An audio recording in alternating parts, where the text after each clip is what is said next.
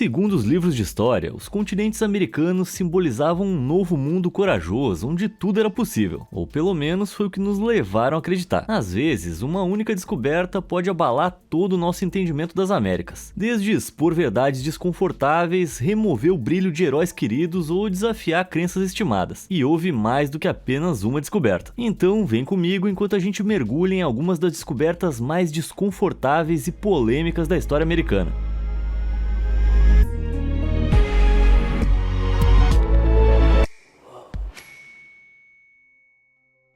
Vikings americanos.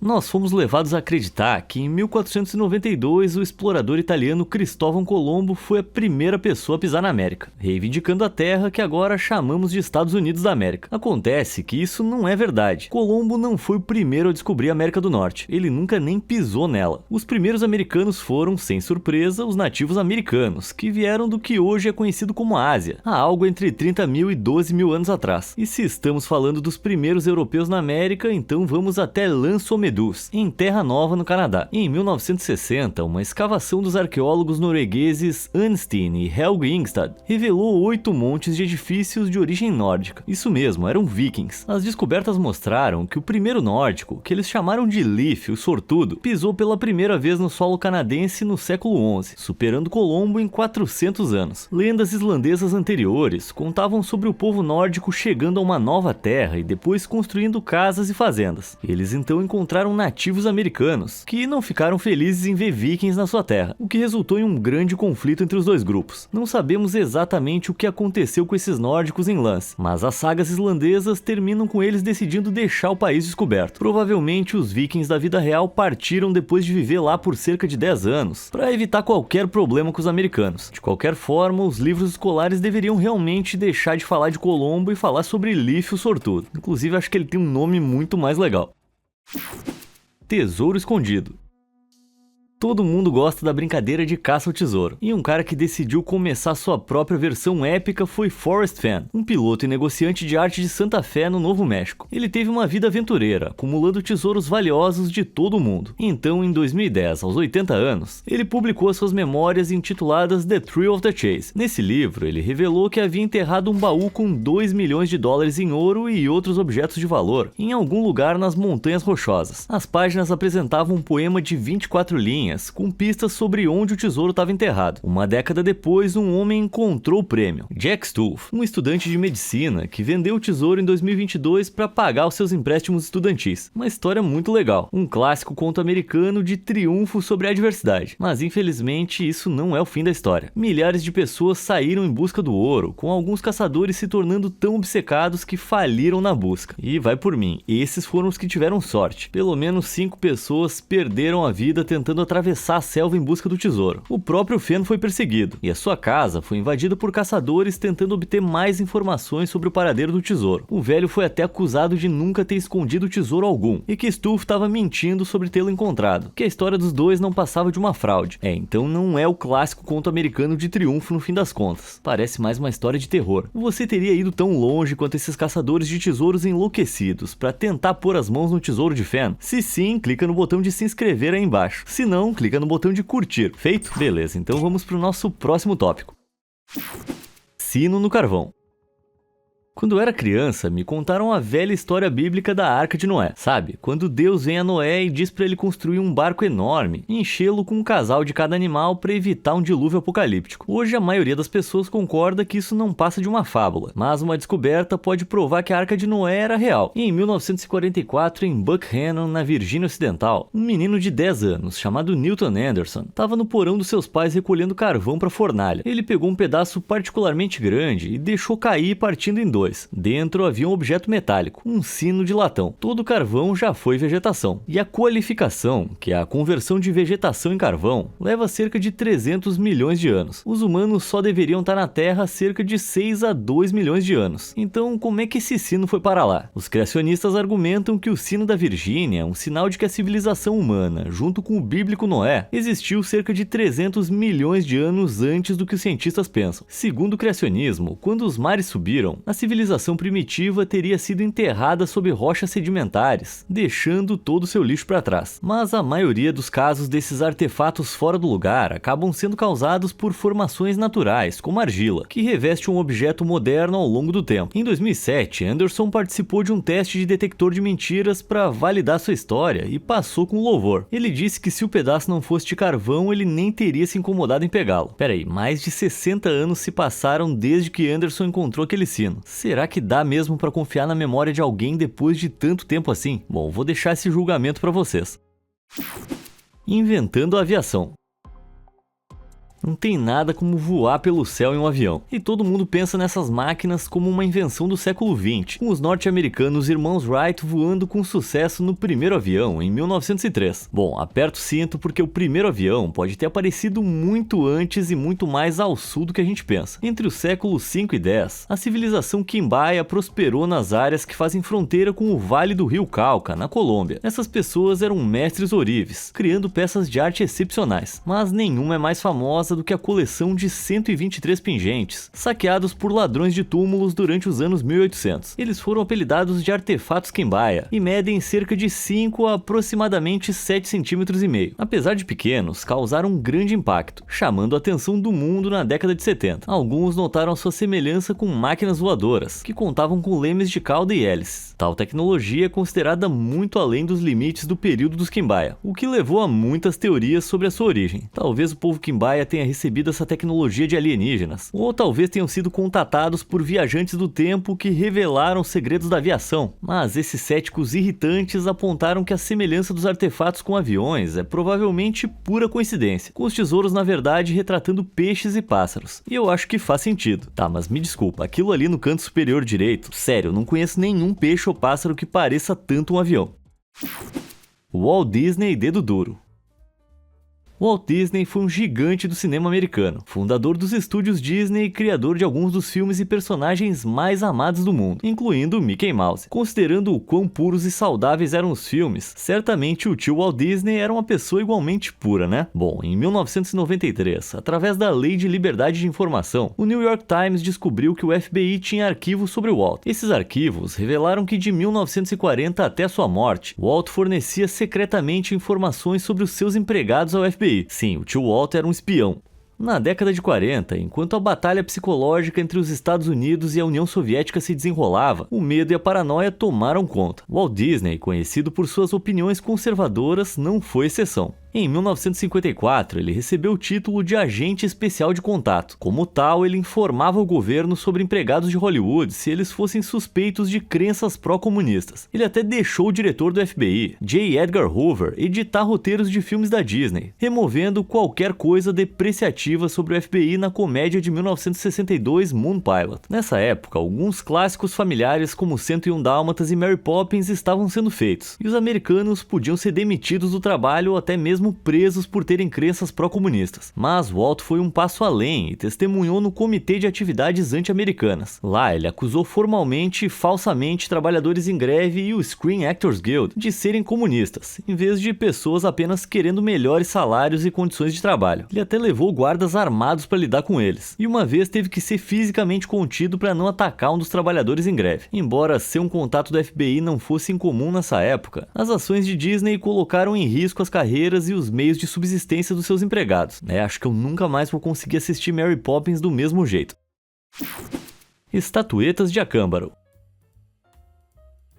Nos primórdios houve o Big Bang, depois surgiram os micro-organismos, e agora temos um mundo que conhecemos hoje. Mas em 1944, uma descoberta em Acámbaro, no México, colocou essa ideia em questão. O alemão Waldemar Jussrud encontrou um tesouro de pequenas estatuetas de argila, retratando uma mistura estranha de monstros pré-históricos e humanos. Com o tempo, Jussrud desenterrou mais de 30 mil dessas esculturas, e intrigado pela sua descoberta, decidiu examiná-las. Testes iniciais em 1969 e 1971 1972, sugeriram que eram de 2.500 anos antes de Cristo, significando que tinham 4.500 anos. Ao ouvir sobre as estatuetas milagrosas, os criacionistas da Terra Jovem alegaram que elas eram evidências de que a Terra só poderia ter alguns milhares de anos, conforme descrito no livro do Gênesis. Eles acreditam que o mundo foi criado em 6 dias e que as estatuetas de Acámbaro, supostamente feitas por uma antiga civilização indígena, se encaixam na ideia de um mundo onde humanos coexistiram com criaturas pré-históricas. Isso significa que os astecas realmente montavam em dinossauros?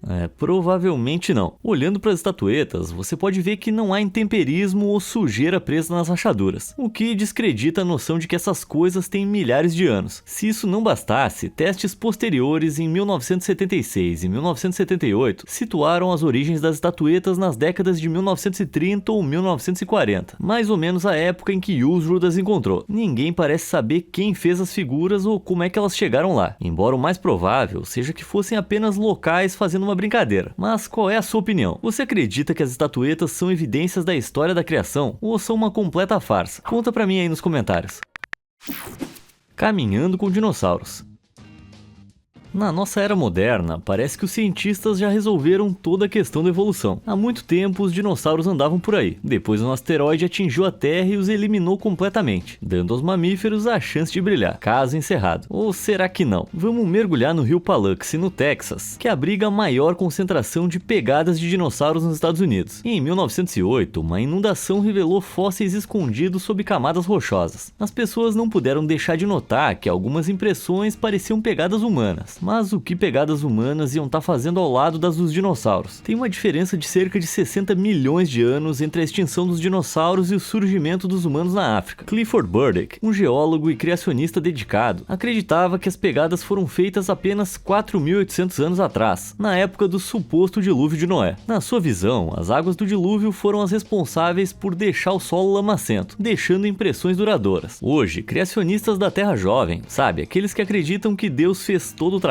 assumem que essas pegadas são a prova de que o mundo foi feito em uma semana, permitindo que humanos e dinossauros caminhassem lado a lado. Mas espera aí, os criacionistas já não afirmaram que o dilúvio de Noé aconteceu há 300 milhões de anos, quando encontraram aquele sino lá na Virgínia Ocidental? Olha, eu nunca li a Bíblia, mas eu tenho certeza de que ela menciona apenas um grande dilúvio, e eu não acho que ele durou 300 milhões de anos. Além disso, paleontólogos apontaram que as chamadas pegadas humanas muito provavelmente foram feitas por outro dinossauro, como um camptossauro, que depois se erodiu ao longo de milhões de anos, fazendo-as parecer com pés humanos. Então, dinossauros e humanos realmente coexistiram? E se isso aconteceu, por que não falam deles em nenhum momento na Bíblia? Cara, pensa só, se tivesse dinossauro na Bíblia, acho que a religião ia ser muito mais legal. MKUltra. Tá, chegou a hora de entrar em algumas das controvérsias mais sombrias que mancham a história americana. Você provavelmente já viu vídeos de celebridades agindo de maneira estranha e ouviu teorias da conspiração malucas afirmando que elas são vítimas de controle mental do governo. Tá, vamos combinar que isso é loucura. O governo dos Estados Unidos jamais tentaria lavar o cérebro dos seus cidadãos de maneira tão óbvia, né? Bom, em 74, a CIA foi acusada exatamente disso, levando o presidente Gerald Ford a ordenar uma investigação. Cerca de 20 mil documentos foram descobertos, revelando um programa dos anos 50 de codinome MKUltra. Durante a Guerra Fria, o governo dos Estados Unidos temia que prisioneiros de guerra americanos estivessem sendo lavados cerebralmente por agentes soviéticos, chineses e coreanos. O medo cresceu tanto que em 1953, o diretor da CIA, Alan Dulles, aprovou uma operação secreta destinada a controlar o comportamento humano com drogas, paralisantes e terapia de eletrochoque, para ver se isso realmente poderia ser feito. Entre 1953 e 1973, mais de 150 experimentos em humanos foram realizados em universidades, hospitais e prisões nos Estados Unidos e Canadá. Mas o que é horrível é que muitos participantes não consentiram com esses testes e não estavam cientes de que estavam sendo experimentados até que fosse tarde demais. Os médicos testaram um conceito chamado despadronização, onde a mente de um indivíduo é, por meios horríveis, reduzida a um estado infantil, que poderia ser reconstruído sob o controle dos médicos. Por exemplo, pessoas que foram colocadas desnecessariamente necessariamente em comas induzidos por mais de um mês, com uma gravação dizendo "sua mãe te odeia" em loop. Claro, as vítimas foram traumatizadas por esses experimentos e ficaram com doenças mentais que alteraram suas vidas. A CIA não apenas mentiu sobre esses testes, mas também tentou destruir todos os documentos relacionados. Os 20 mil registros sobreviveram apenas por acaso, depois de serem arquivados de maneira incorreta. Até hoje, nem a agência nem o governo americano pediram desculpas ou ofereceram compensação às vítimas. Eu falei que esse tópico aqui ia ser um pouco mais sombrio. Na verdade, muito mais sombrio. Gás mostarda.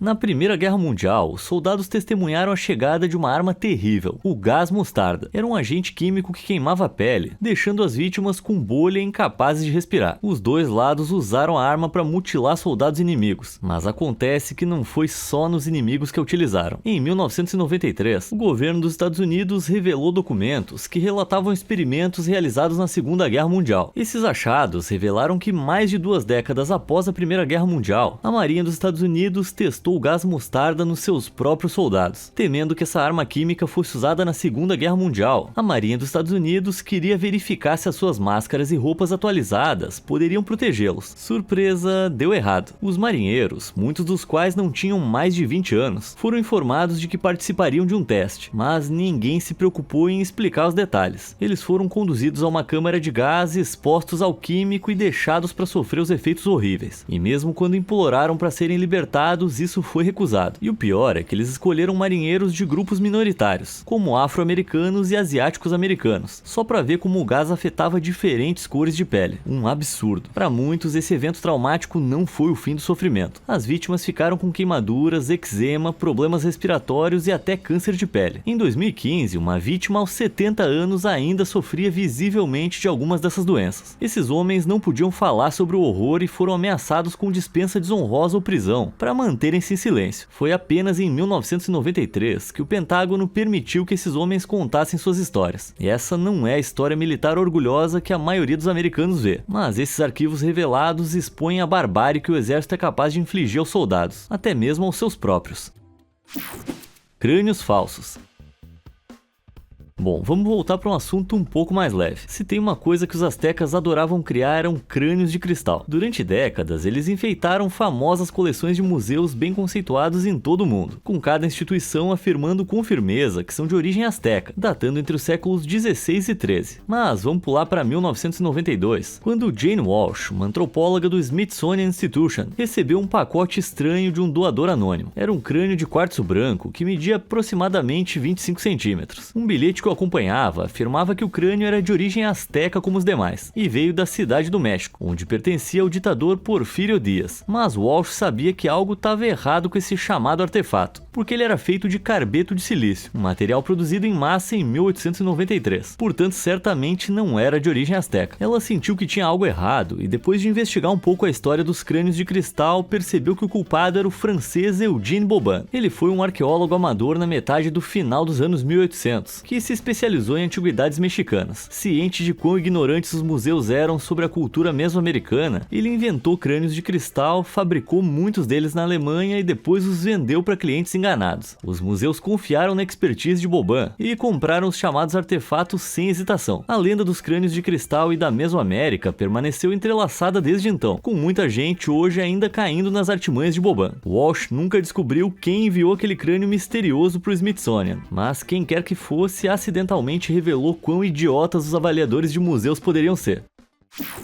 Gigante adormecido. Todo mundo sabe que gigantes não existem, mas tem uma passagem no livro do Gênesis da Bíblia que conta como gigantes, ou Néfilims, andaram pela Terra nos primeiros dias da criação. Isso nunca foi provado, né? Ou será que foi? Bom, em 1869, em Cardiff, Nova York, os trabalhadores do fazendeiro William Stubb Newell desenterraram alguma coisa. Ao retirar o objeto, viram que era o corpo petrificado de um gigante. Ele media aproximadamente 3 metros de altura e pesava mais de 1.360 quilos, que é o dobro do peso de uma vaca. A lenda do grande homem se espalhou, com alguns alegando que deveria ser uma criatura antiga petrificada pelas águas pantanosas. A descoberta se alinhou com a crença em gigantes antigos, com fiéis pagando a Stubb para ver a maravilha bíblica. Mas os locais lembraram de um homem chamado George Hull, que entregou uma caixa misteriosa na fazenda de Stubb alguns anos antes. Mais tarde foi revelado que George, motivado pelo seu forte ateísmo, contratou um escultor para criar o gigante para provar o quão crédulos eram os crentes. Ele disse ao seu parente distante Stubb para enterrá-lo e depois fazer uma descoberta. Ao longo dos tempos, muitas pessoas afirmaram ter encontrado restos dos nossos ancestrais gigantes. Em 1895, um gigante foi supostamente encontrado em San Diego, só que ele era simplesmente feito de gelatina. Mesmo no século XXI, essa foto de 2002 de uma escavação enorme circulou pela internet com alguns jornais relatando a descoberta como fato, quando na verdade é uma habilidade astuta de Photoshop. Essa foi uma mentira das grandes. O caso do pai fundador. Em 1776, o terceiro presidente dos Estados Unidos, Thomas Jefferson, escreveu na Declaração da Independência: todos os homens são criados iguais. A contradição é que Jefferson, assim como mais da metade dos pais fundadores da América, possuía pessoas escravizadas. Na verdade, o seu abuso de poder e hipocrisia foram ainda mais longe. Mesmo na sua própria vida, havia rumores de que Jefferson teve filhos com Sally Hemings, uma das mulheres escravizadas em sua plantação de Monticello. Inicialmente e historicamente, muitos patriotas negaram que um chamado pai fundador, cujo rosto está esculpido no Monte Rushmore, fizesse uma coisa dessas. Mas a alegação foi investigada em 1998, quando um estudo de DNA do Dr. Eugene Foster descobriu que o filho mais novo de Sally, Easton Hemings, compartilhava o mesmo haplótipo do cromossomo Y com um descendente da linha oficial de Jefferson. Em outras palavras, Easton era filho de alguém da família Jefferson, e dizem que o filho de Hemings tinha uma semelhança próxima com o presidente, até mudando a sua identidade racial para branca em 1852 e adotando o sobrenome Jefferson mais tarde na vida. Um diário mostrou que o pai fundador estava presente na plantação de Monticello durante os períodos em que todos os 6 filhos de Sally foram concebidos. Tudo isso levou a maioria a concluir que Jefferson era de fato o pai de Easton, se não de todos os filhos de Hemings. Provavelmente a gente nunca vai saber qual era a natureza do relacionamento entre Jefferson e Hemings, mas considerando que Sally nunca foi oficialmente libertada, mesmo depois da morte de Jefferson, eles com certeza não eram iguais. Acho que isso significa que os considerados grandes homens são capazes de grandes abusos. Os dentes de George Washington. Tem 3 coisas que eu sei sobre George Washington. Primeiro, ele foi o primeiro presidente dos Estados Unidos. Segundo, ele foi um dos maiores americanos da história. E terceiro, ele tinha dentes de madeira. Mas e se eu te dissesse que pelo menos uma dessas coisas não era estritamente verdadeira? Washington tinha problemas dentários que o atormentaram durante toda a vida. E ele acabou usando essas dentaduras com aparência assustadora. Imagina como é que ficava esse cara de boca aberta. Em 2005, estudos extensivos dos seus dentes falsos descobriram que, ao contrário da crença popular, eles não eram feitos de madeira. Era uma mistura de marfim de elefantes, hipopótamos e morsas, bem como dentes de cavalos, vacas e até humanos. A aparência marrom das suas dentaduras, embora pareça madeira, era devido à coloração causada por vinho e tabaco. Agora, eu não consigo acreditar que tenha gente que ofereça os seus próprios dentes para serem usados como dentadura, mas ao que parece não era tão simples assim. De acordo com uma anotação no seu livro de contabilidade em 1784, Washington provavelmente comprou 9 dentes de escravizados, mas só porque ele pagou pelos dentes deles não significa que eles tiveram a opção de recusar. Infelizmente, Washington não foi uma exceção à posse de pessoas escravizadas pelos pais fundadores. Embora chamasse a escravidão de mancha hedionda, em sua plantação de Mount Vernon ele tinha 123 escravizados. E embora ele tenha defendido recompensas para incentivar os escravizados em vez de punição, ele também incentivou a violência se as recompensas não funcionassem. No final da sua vida, Washington teve dúvidas sobre a escravidão e libertou todas as 123 pessoas no seu testamento. Ainda assim, é um nível de hipocrisia que geralmente é ignorado nos livros de história. E só porque ele é um pai fundador não significa que está acima da reprovação. Dor de cabeça. Em 1999, os residentes da pequena cidade de Onavas, em Sonora, estavam cavando um canal de irrigação quando se depararam com um cemitério de 1000 anos, com 25 sepultamentos humanos. Mas isso não foi a coisa mais estranha que os habitantes encontraram naquele dia. 13 dos crânios encontrados estavam deformados. Eles eram alongados e pontiagudos na parte de trás. O local de sepultamento pertencia a um povo pré-hispânico que praticava modelagem de cabeça. Os indígenas americanos moldavam propositalmente esses crânios distintos juntos, amarrando tábuas e tecidos às cabeças de seus filhos. À medida que a cabeça crescia, a pressão das amarrações fazia com que ela adquirisse essa aparência cônica, e eu reclamando quando tenho dor de cabeça. A aparência estranha desses crânios levou alguns a acreditar na existência de alienígenas antigos na Mesoamérica e na América do Sul. Bom, mas isso simplesmente está errado. Associar essas culturas a extraterrestres é bem ignorante, porque evidências de rituais semelhantes foram encontradas em todos os continentes, exceto na Antártida. Ainda há um debate sobre os riscos à saúde da deformação craniana, mas era uma condição que muitos viviam até a idade adulta. A prática ainda é realizada hoje em populações indígenas ao redor do mundo por uma variedade de razões, como atender aos padrões de beleza, exibir status social e pela tradição. Mas quem sabe, talvez ter uma cabeça alongada volte a ser moda e se torne a próxima tendência do TikTok. Bom, muito do que eu achava sobre as Américas foi questionado. Qual dessas descobertas te chocou mais? Me conta nos comentários e, como sempre, obrigado por assistir.